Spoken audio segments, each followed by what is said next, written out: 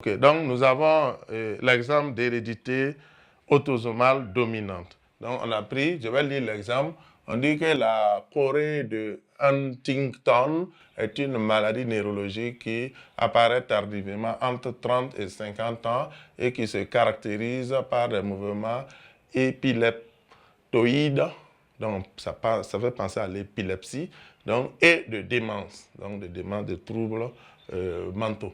Donc, voici l'arbre généalogique d'une famille dont certains membres sont atteints.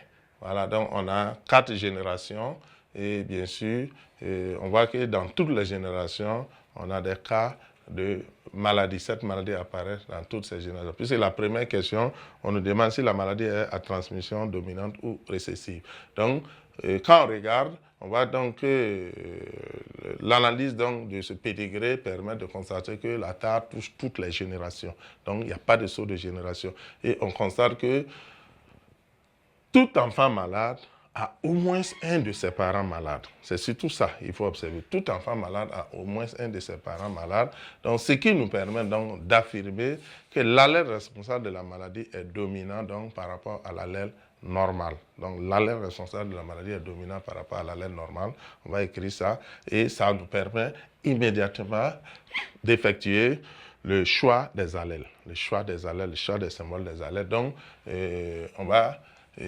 donc, après avoir noté l'analyse qui dit que il n'y a pas de saut de génération et que la tare touche toutes les générations et que tout enfant malade a au moins un de ses parents malades. Donc, on va donc affirmer que toutes ces observations nous permettent de dire que l'allèle de la maladie domine l'allèle normal. Et on fait le choix des allèles. Donc, ici, comme la maladie est dominante, on peut prendre grand M. Donc, grand M. Donc, pour la maladie qui est dominante, donc l'allèle dominant responsable de la maladie et petit m pour l'allèle normal, donc caractère normal.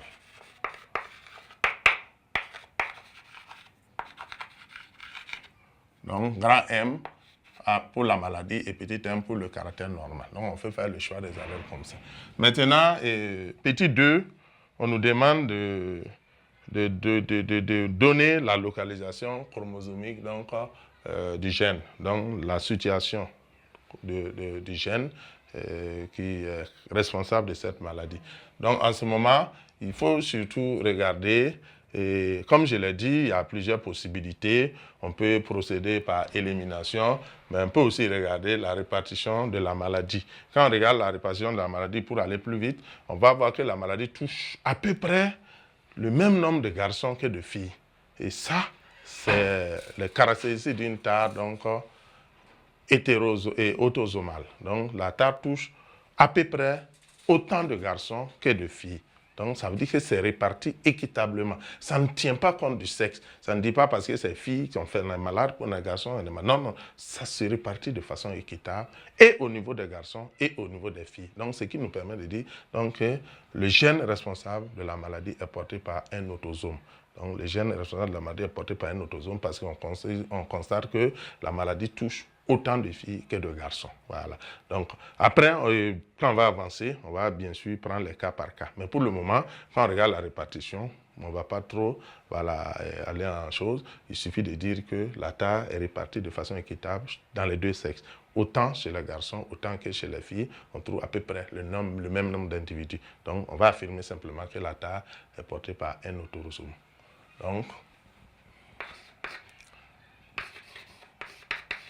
Donc, l'allèle, on peut dire le gène ou l'allèle. Hein. Le gène, on va dire le gène. Responsable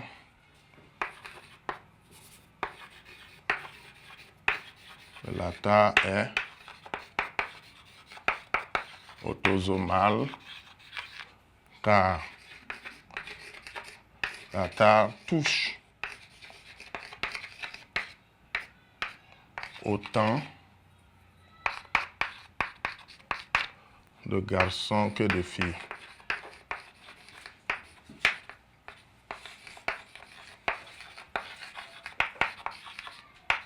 Autant de garçons que de filles. Ensuite, La dernière question, on nous demande d'écrire les génotypes. Les génotypes dans les individus. Donc, je vais mettre ça comme petit 3. Les individus grand 1, 1, grand 1, 2, grand 2, 1. Donc, je vais mettre simplement écriture des génotypes. Donc, je vais mettre... Bon, il y a deux façons. On peut écrire les différents individus qui ont les mêmes génotypes. On écrit leur nom et puis on écrit les génotypes en face. Ou alors, on peut décider d'écrire individu par individu. C'est ce que je vais faire.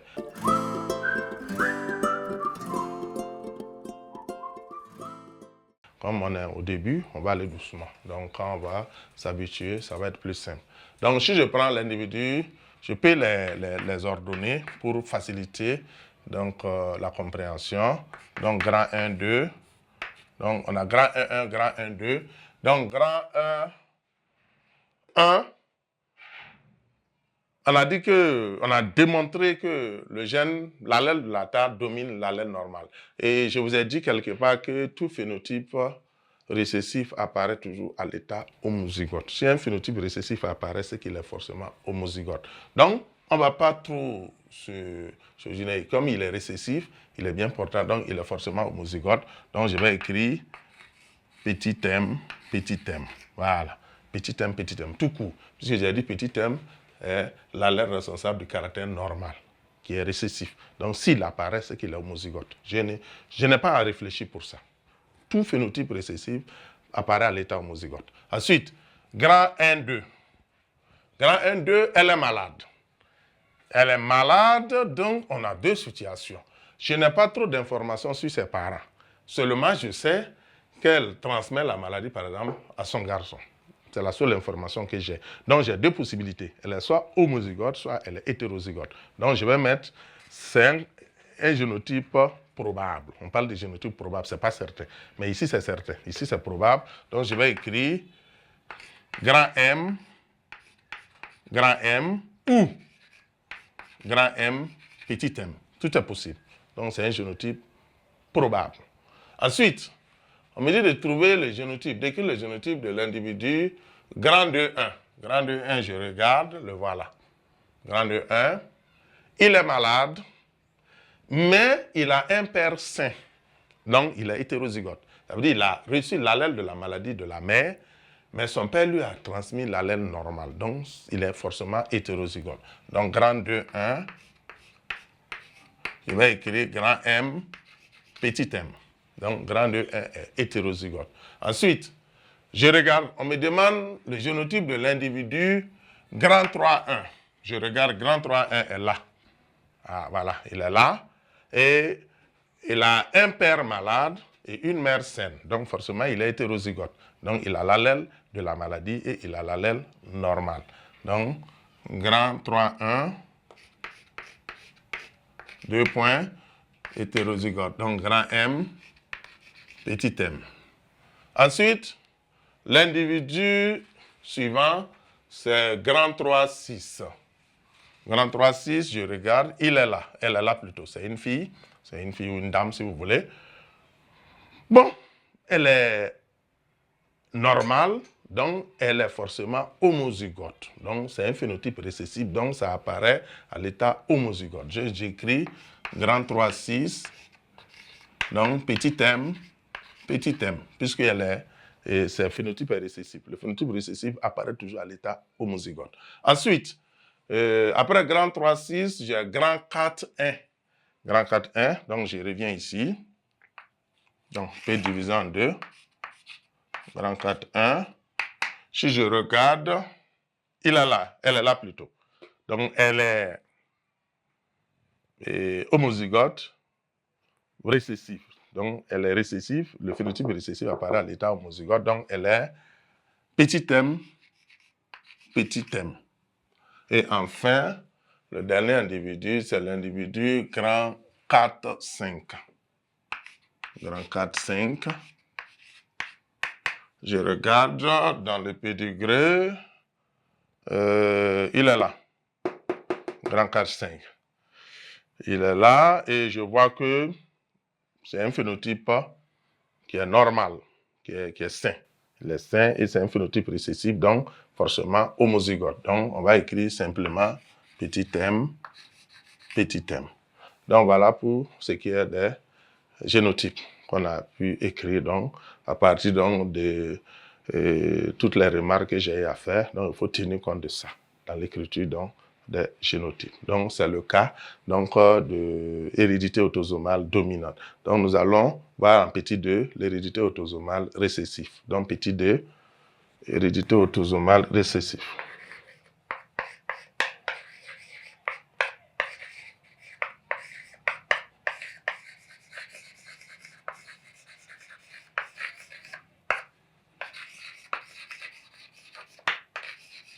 Donc hérédité autosomale récessive. Donc nous allons prendre un exemple aussi là-bas.